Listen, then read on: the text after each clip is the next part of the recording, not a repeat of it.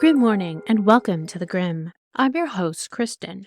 On today's episode, we'll be opening the gate and entering Howard Street Cemetery, located in Salem, Massachusetts. So grab your favorite mug, cozy up, and let's take a dig into history. In any season, Salem is a spellbinding town, but especially in the fall. It's hard when you discuss cemeteries not to find yourself back in the Witch City. Its grounds filled with tales and curses that intrigue millions of visitors each year, with a promise of hauntings. We opened Charter Street on our last visit to Salem, and are rightfully returning to open its other notorious burial ground, Howard Street. In the debate of what's Salem's most haunted cemetery, Howard Street is highly considered to top Charter Street for many. It's not nearly as old, but its residents are aptly making up for lost time. Howard Street was originally known in the Witch City as Branch Street Cemetery next to the old Salem jail downtown. It was established in 1801 and had its last burial in 1953. The cemetery sits on 2.5 acres with 1,100 headstones and an unknown number of souls within. Many who call Howard Street their home were local ship captains, soldiers from the Revolutionary War, or prominent members of Salem's African American community. Much of Salem's known history is thrown into its witch trial years that sadly miss upon other historical events. Inside Howard Street, 5 Revolutionary War soldiers and 17 sea captains' graves can be found, making it an intriguing visit into history beyond the witch trial years. Resident Colonel Samuel Carleton, who fought in the Revolutionary War, is its highest-ranking war hero. Carleton then raised a regiment in Salem and then marched to Fort Ticonderoga. His regiment was said to help aid the fort in a battle that caused a change in the war that eventually helped America win. He fought under Washington at Valley Forge and is laid to rest within with his wife Eunice. Other soldiers from the Revolutionary War are Captain Henry Tibbets, William Prosser, Steve Wood, Lieutenant Charles Richardson, Captain John Collins, and Jonathan Archer III. Much of Salem's known history is thrown into its witch trial years that sadly miss upon its other historical events. Inside Howard Street, 5 Revolutionary War soldiers and 17 sea captains' graves can be found, making it an intriguing visit into history beyond the witch trials. The first headstone inside Howard Street Cemetery is believed to have been placed in August of 1801 for second mate Benjamin Ropes. Ropes had a tragic and painful death, being crushed to death while launching the fore-topmast on the ship Belsarius. This was the start of suspicions of a curse placed on the burial ground from a man we've mentioned before on the Grim, but more on that later. To add intrigue to the curse, many within seem to have suffered a similar fate. 10 residents alone are from the old Salem jail after the floor collapsed and they too were crushed to death. Death by being crushed is held by an astounding 15% of those laid to rest within. As Howard Street grew in the years, it became a burial ground for members of well-known families in Salem, and also for many immigrants from Ireland too. The names still legible on the headstones in the grounds feature many Irish names that can be seen while strolling the grounds. Of the sea captains buried in Howard Street, you can find Captain William Brown, who perished in 1802. Brown's tale is a tragic one, and sounds much like a bedtime story but with a grim fate. Entrusted with Brutus, a ship that belonged to a high-profile firm, Crown and Shield, in Salem, Captain Brown set off to carry cargo of coffee and pepper in a chilly February with 2 other ships. Just one night into their voyage, the 3 ships found themselves in the middle of a bitter snowstorm off the coast of Cape Cod. The fierceness of the snowstorm, with blinding snow, icy winds, and turbulent seas, battered the ship Brutus, and it began to break apart. Captain Brown, along with his crew, were forced to abandon the ship, with only one crew member that was unable to reach the shore of New Providence Town on Cape Cod. Yet things only went worse on land for the crew. The freezing temperatures of New England in February started taking the lives of the sailors one by one.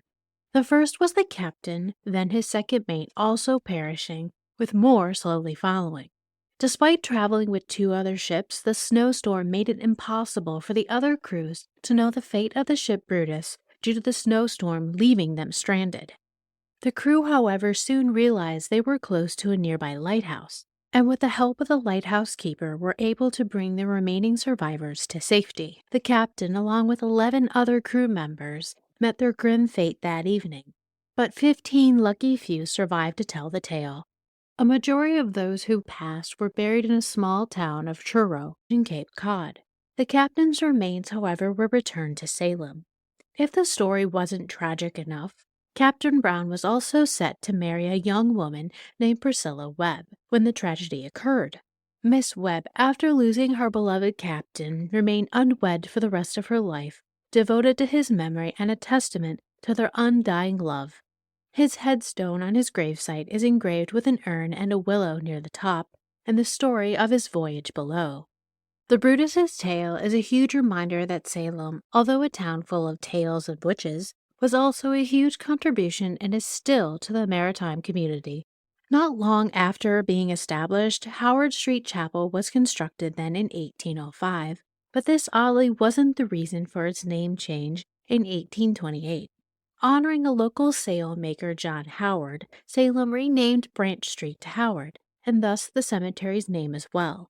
Then, in 1871, the Howard Street Church became the Prescott School, removing any doubts of being a graveyard and not a cemetery. Salem's maritime connections can be seen in Howard Street with many sea captains laid to rest. Captain George Crowninshield Jr., a Salem merchant who died in 1817's grave, can also be found within. Many of the grave's inscriptions are weathered and lost to time, making it feel like the residents are unknown and perhaps want to be. One unmarked grave within, however, lacking a headstone, for whom we'll never know rest, is Giles Corey. Buried before Howard Street's establishment, Corey was one of the infamous witches of the Salem witch trials. Prior to 1801, the cemetery was just a large open field in Salem that was used for Giles' infamous sentence of being pressed to death. Unlike the others accused, Corey was a man and an honorable one in the community when he was accused of witchcraft. Yet Corey's life throughout his years was filled with sordid tales and perhaps the reason behind being accused.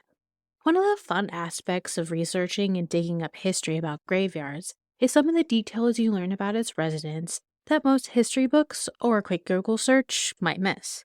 Corey was one of those tidbits I personally found very interesting. He wasn't a woman, he was thought an honorable man, and lived on a farm outside of town, making him an odd choice for witchcraft, or so it seemed to me in the beginning. I couldn't have been more wrong, though, after doing a lot of research. There's many books about the Salem witch trials, documentaries, and articles floating around on the web. One novel, Witchcraft in Salem Village in 1692, by Winfield S. Nevins, was one of the driest and best accounts of the trials I've read so far. It was written in 1892, so still far removed from the original events, but filled with many details mostly about. Corey in Nevin's novel wasn't an honorable, respected man as first perceived, but a grumpy curmudgeon most of Salem seemed to have a bitter encounter with. His first wife and son passed away from a fire, leaving Giles a lonely farmer. He became known in town as a mean drunkard, beating one of his farmhands so violently that 3 days later the man passed away. Giles was prosecuted for his death, but in the end only fined, which must have bothered a Puritan village. He then remarried to Martha, his third wife, an honorable and beloved woman in the community that changed Corey's reputation. He joined the community church and seemed to finally find his better or kinder years later in life. What I found most interesting about Nevin's book was almost all of the accused had a run-in with the prominent members of the town's families of each of the victims. Corey was no exception, having a run-in with John Proctor in 1678, after being accused of setting the Proctor house on fire, but it was acquitted. But then he boldly countersued Proctor's accusation and won, literally making the feelings between them understandably bitter. It's also important to note that Salem was a small town, and Putnam, who was involved in the court, was a lawyer for the trial. It being noted that although the events were before Anne Putnam's time, she would have heard them from her father and most likely retold Corey's tale, making it more likely as to why he and his wife Martha were both accused of being in league with the devil and executed. Of all the accused and executed, Corey was the only one pressed to death in the Salem witch trials. This was because of his refusal to be sentenced by the Court of Oil and Turner. Back in the day, English law stated that those standing mute or who refused sentencing were charged with a penalty of pain fortior, being thought that undoubtedly guilty of the sin of witchcraft or of throwing himself upon sudden and certain death if he was otherwise innocent. Most consider Corey's refusal of sentencing not just because he didn't recognize the court's power, but to save his farm and family legacy. You see, if Corey did have a trial and was sentenced, his farmland would be seized by officials, leaving his family homeless. But if he refused and was pressed to death in accordance to British law, he then could still pass his land on to his descendants, which, while in jail, he wrote out a will giving his son-in-law his estate and anything of monetary value. Corey was then sentenced and taken to a field thought to be where Howard Street Cemetery is today, and by the order of the court pressed to death. Those sentenced pressed to death would be stripped of their clothing, forced to lie down facing the ground with a wooden board placed upon their back, and then stones progressively were added each time the accused refused to plead. On September 19th in 1692, Corey was repeatedly asked by Sheriff George Corwin of Salem to plead guilty of witchcraft and being in league with the devil, but always replied, "More weight." Eventually, from the weight, he was crushed to death, finally succumbing 3 days later, passing away. It said with Giles Corey's final breath, he cursed Salem, saying to the sheriff, "Damn you, I curse you in Salem." The sheriff shortly after the execution mysteriously died from cardiac arrest, spooking the citizens of Salem to think maybe Corey had cursed them. Many of the sheriffs of Salem since have died or resigned from cardiac complications, also furthering suspicions of the curse. In 1914, the Great Salem Fire took much of the city, burning it to ash, and right before claims of a man being seen in Howard Street Cemetery who looked like Corey were claimed. The fire was started near Gallows Hill where his wife Martha was hung for witchcraft. Many believe his curse still stands, and that before any tragedy in the Witch City, Corey can be seen in Howard Street, foretelling the event to come. So if you find yourself in Salem this fall, and inside Howard Street Cemetery, beware if a gentleman looking like Giles Corey appears. Don't say we didn't warn you here on The Grim. The grave grind for Howard Street Cemetery was an iced maple latte from Front Street Coffee Shop in Salem. For more honorary grinds in the area, please visit the-grim.com. For now, we're closing the gate on Howard Street Cemetery. We hope you enjoyed our dig into history. If you did, leave a review wherever we're haunting your podcast queue, or subscribe today to join us next time when we open the gate on The Grim.